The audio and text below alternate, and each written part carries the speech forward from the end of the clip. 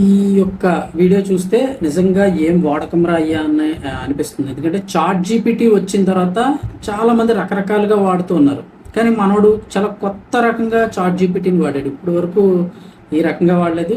చాలామంది షాక్ అవుతున్నారు కూడా. అసలు ఏం జరిగింది? సాధారణంగా మనం ఏదైనా గుడికి కానీ ఏదైనా జాతరలకి ఎక్కడైనా ఇలాంటి చోట్లకి వెళ్ళినప్పుడు విపరీతమైన రద్దీ ఉంటుంది కొన్ని సమయాల్లో. అక్కడ గుడికి వెళ్తున్నప్పుడు ఏం చేస్తాం, చెప్పులు బయట విడిచేసి గుడిలోకి వెళ్తాం. ఆ చెప్పుల చోట్ల అంటే అక్కడ ఎటువంటి స్టాండో లేకపోతే ఎంత ఎక్కువ ఉంటే అక్కడ కొన్ని వందల జతలు పెట్టేసి ఉంటారు.